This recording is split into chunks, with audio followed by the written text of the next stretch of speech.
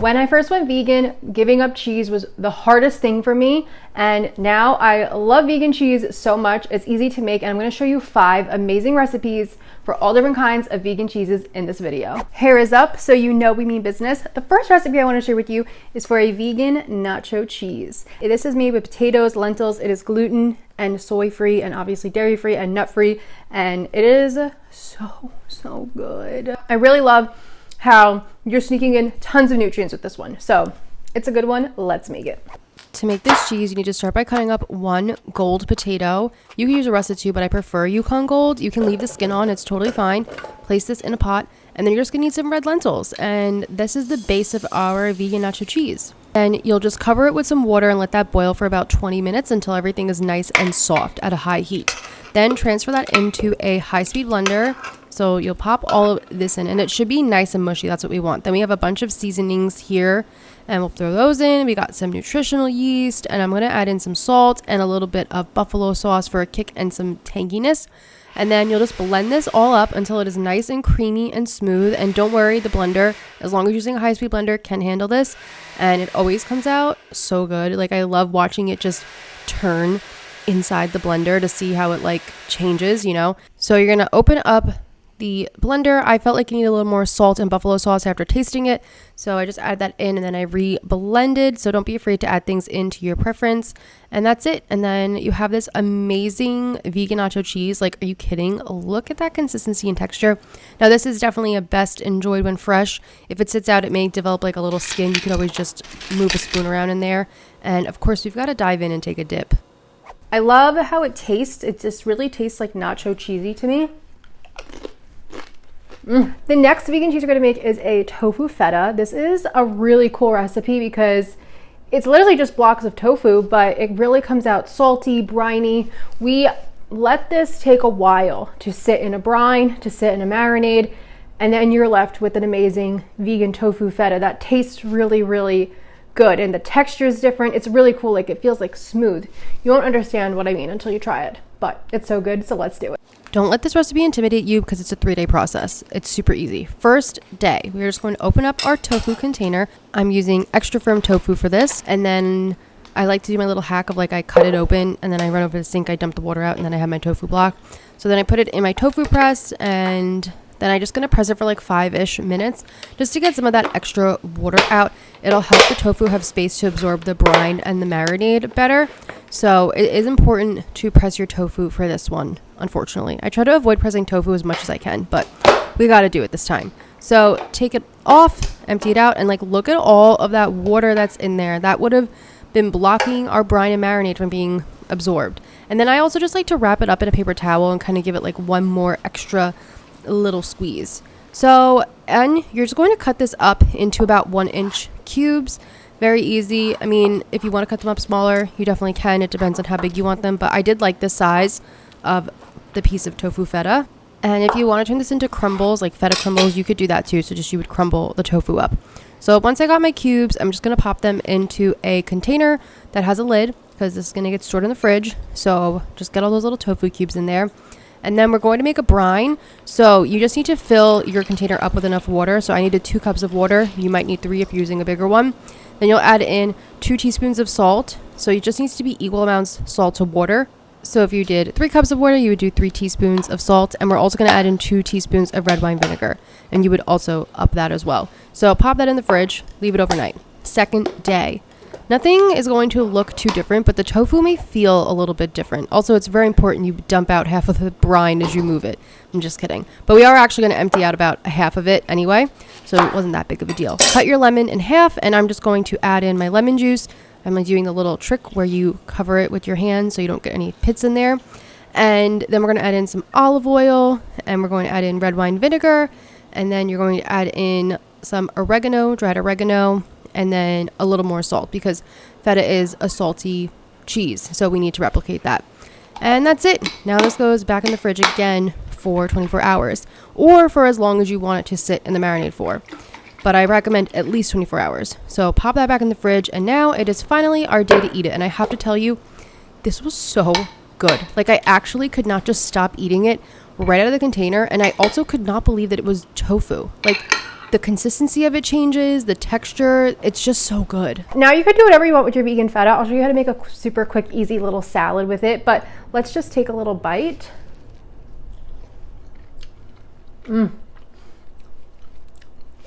It's really salty, which is good because feta is really salty, so we want it to be really salty. If you want to take this and make it into crumbles, you definitely can, but I like the cubes. It's pretty cool. It's a pretty cool thing to be able to do with tofu. So let's use our little vegan feta to make a salad now. So I cut up a cucumber into nice little tiny pieces, and the same with the bell pepper. And then I had these garlic stuffed olives, so I also just sliced those up.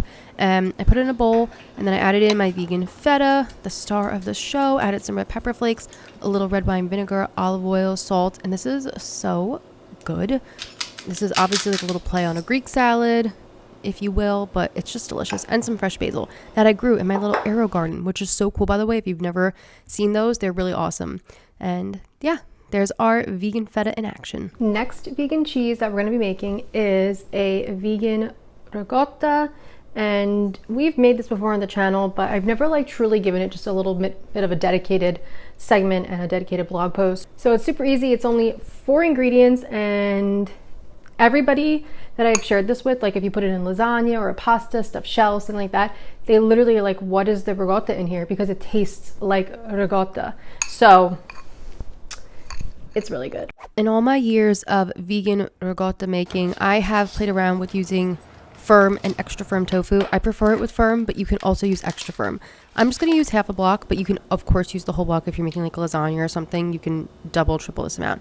Add it into the blender with some salt, nutritional yeast, and non-dairy milk, and that is literally it. That is truly all that you need to make a really good vegan ricotta. You can add in other things if you want, but I just personally feel you don't need other seasonings because ricotta by itself is just a very salty, plain little cheese. And you want to blend it so there's some texture, so not that it's like perfectly smooth, but you want it to kind of be like this thick, creamy texture. You could see it right here really well. This is exactly what we're going for, and it works so good for so many things. Now, of course, there are so many ways you could use this. Like I said, the stuffed shells, lasagna, you want to use it in desserts.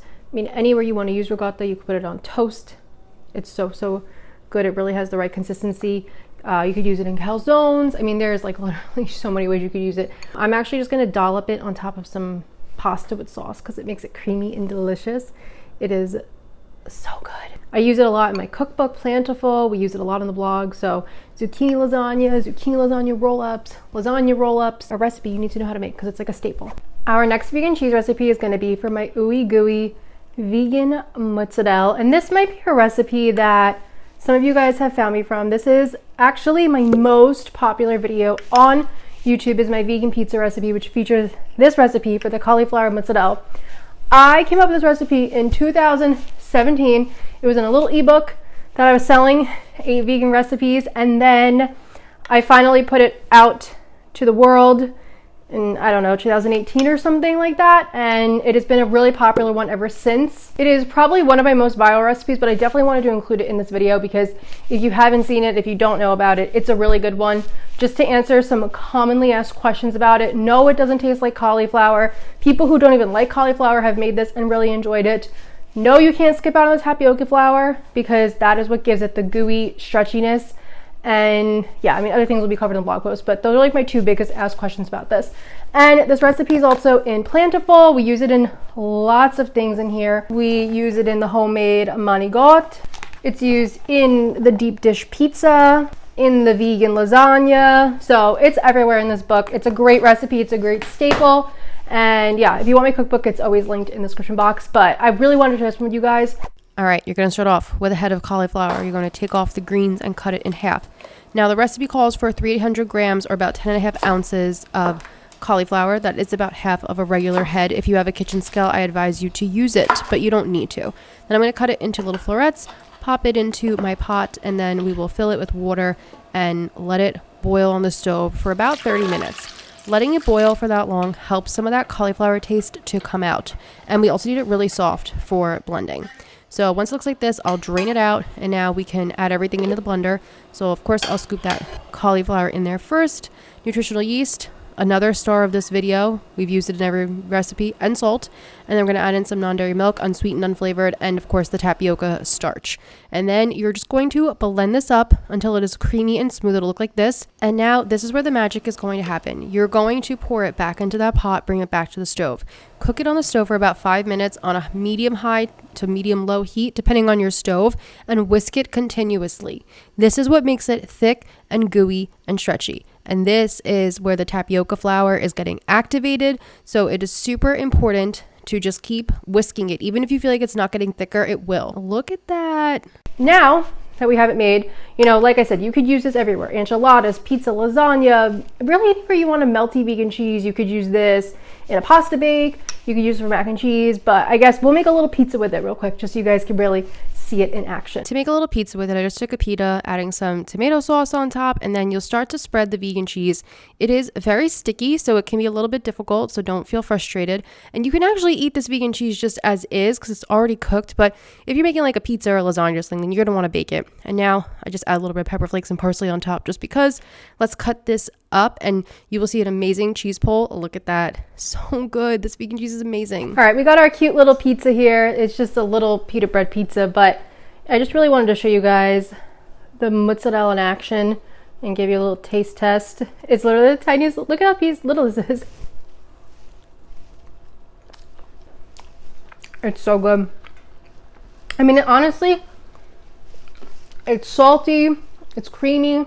At the time when I made it, there weren't a lot of like nut-free vegan recipes. All the vegan mozzarellas were made with cashews. So this is a great alternative. And like I said, this has been a recipe that has been loved and tried by many. So I highly encourage you to try this one out. For our final vegan cheese recipe, we're going to be making a vegan Parmesan. Look at that. So this is grateable. You know, you could break it off into pieces if you want to eat it like that, or you could grate it on top of pasta or something. And it's quick to make. So you should store this in the freezer because there's oil in it. So the oil helps to keep it solidified. And yeah, it's a really awesome recipe. I'm shocked by it. And I know it looks really yellow, but when you grate it, it doesn't look this yellow. So let me show you how to make it. This is the only vegan cheese that is nut-based, and we're using almond flour to make it. We have some nutritional yeast. Again, of course, we got some salt, and then we're going to add in some olive oil, a little bit of vegan yogurt, unflavored, plain, and then a little bit of lemon juice. And you're going to blend this up. I got this idea from a blog, Veggies Don't Bite, where she made a vegan Parmesan, and she kind of blended it up into a dough. And I was like, wait, that's a really good idea. I can't believe I never thought of that. So not taking credit for that part at all, but my recipe is a little bit different. So then we're just going to blend until it kind of becomes thick and doughy. I added little spray oil into a container so I can shape it into a rectangle because I feel like Parmesan is usually shaped like a rectangle.